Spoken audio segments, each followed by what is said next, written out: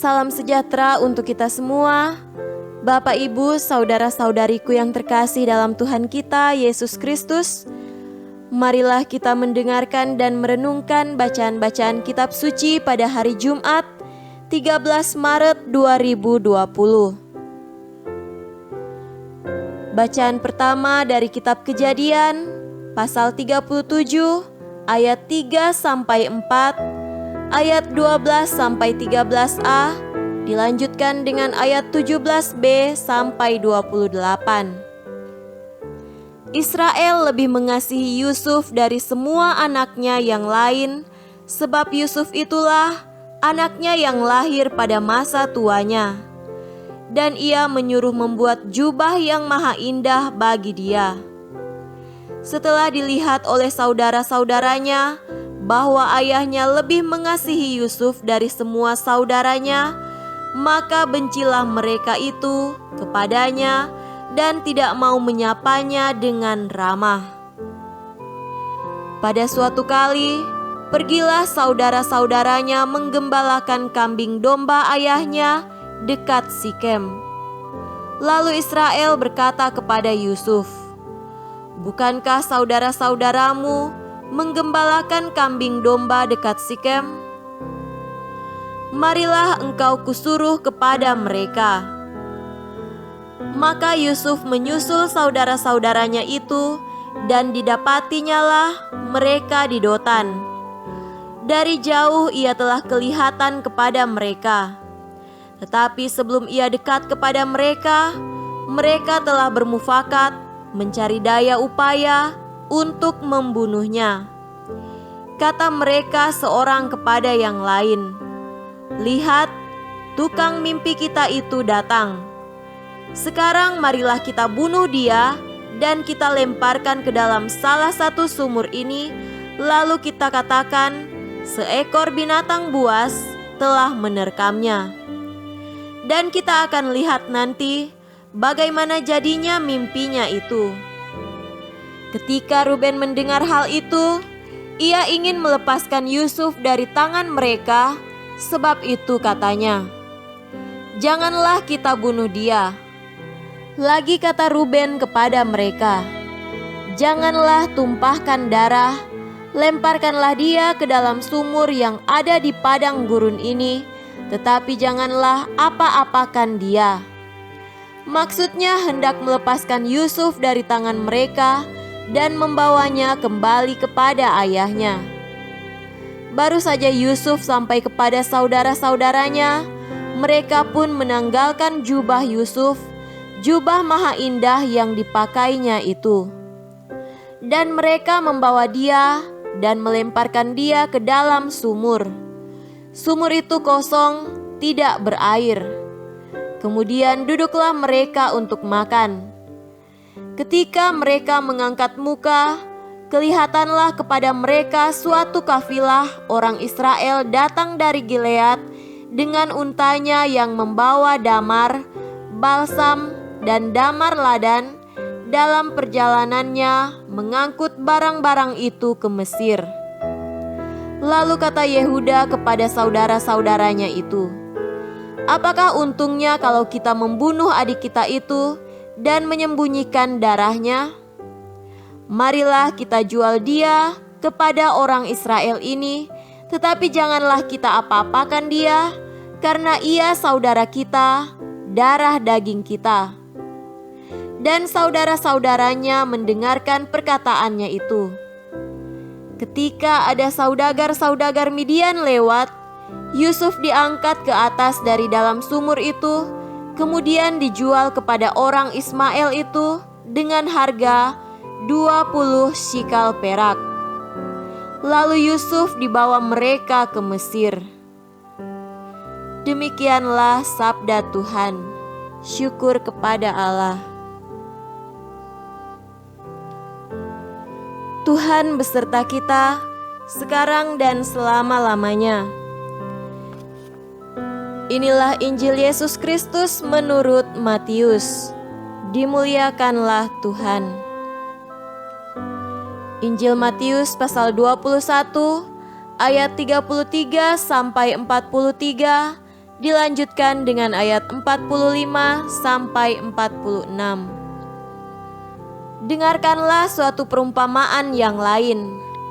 Adalah seorang tuan tanah membuka kebun anggur dan menanam pagar sekelilingnya. Ia menggali lubang tempat memeras anggur dan mendirikan menara jaga di dalam kebun itu. Kemudian ia menyewakan kebun itu kepada penggarap-penggarap, lalu berangkat ke negeri lain.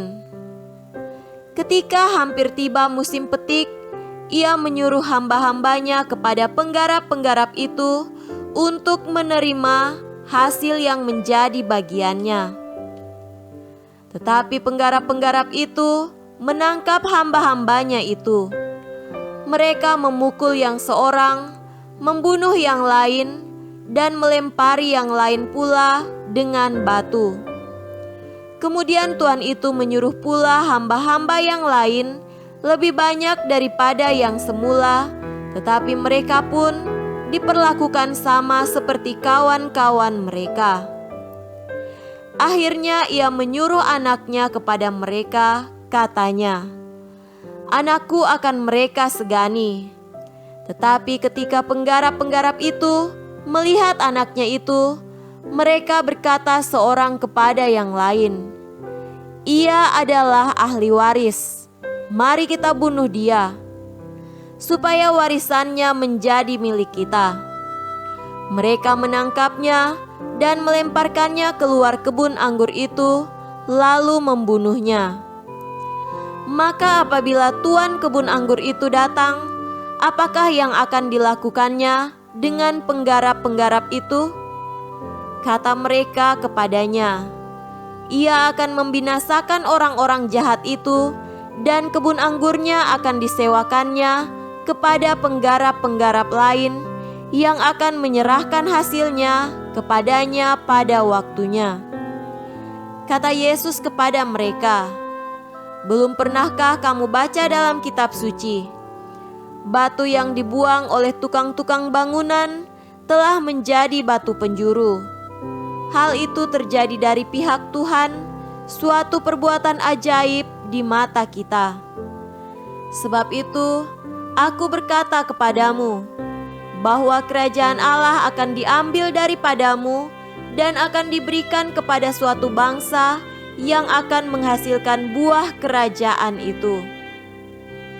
Ketika imam-imam kepala dan orang-orang Farisi mendengar perumpamaan-perumpamaan Yesus, mereka mengerti bahwa merekalah yang dimaksudkannya.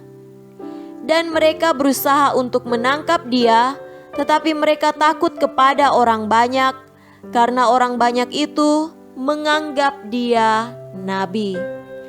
Demikianlah Injil Tuhan. Terpujilah Kristus. Saudara-saudariku yang terkasih dalam Tuhan kita Yesus Kristus, tema renungan hari ini adalah para pekerja. Banyak orang berusaha untuk menduduki jabatan yang lebih tinggi, entah jabatan di pemerintahan, di tempat kerja, atau di mana saja. Hal itu sangat baik, karena dengan jabatan yang tinggi, tentu semakin tinggi juga pelayanan dituntut daripadanya. Namun, ketika orang tidak berpikir tentang pelayanan, tetapi kemuliaan diri sendiri, pada saat itu ia mulai menghancurkan dirinya sendiri. Saudaraku terkasih, firman Tuhan hari ini sungguh mengusik hati.